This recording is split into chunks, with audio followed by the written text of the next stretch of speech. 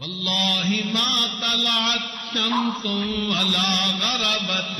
الحمد لله وكفى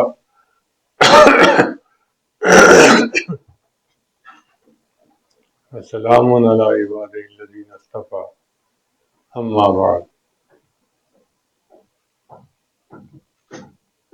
شیخ عبدالعزیز بن باز فرماتے ہیں علم ہے خیر کی کنجی ہے، اور یہ اس بات کا ذریعہ ہے کہ آدمی وہ سب کرے جو اللہ نے واجب کیا اور اس سے بچ جائے جسے اس نے حرام کیا.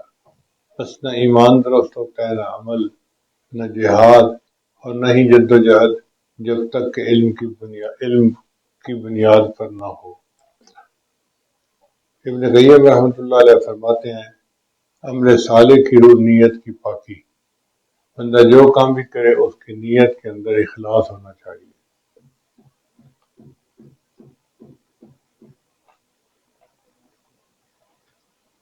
تیسری بات یہ کہ روحانی ترقی کا راز ہمت کا عروج. امام ابن قیم رحمۃ اللہ نے فرمایا کس شخص کی بلند ہمتی اس کی کامیابی کی علامت ہے، اور اس کی ہمت کا پست ہونا اس کی محرومی کی علامت ہے.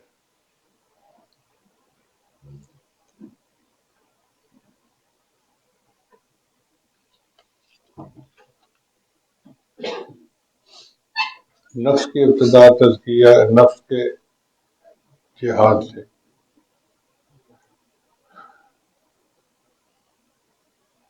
چنانچہ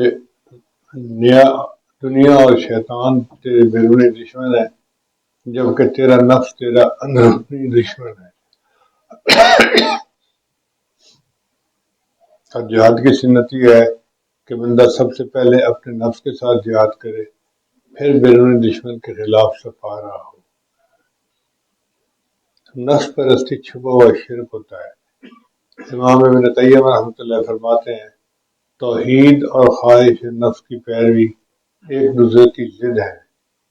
چونکہ خواہش نفس بھی ایک بت ہے، ہر بندے کے دل میں اس کی خواہش کے مطابق ایک بت ہوتا ہے.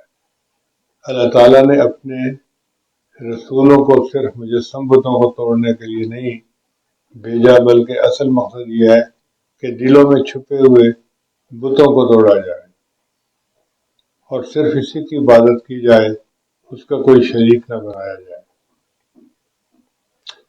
فقط اللہ سے محبت کرنے والوں کی زندگی ہے.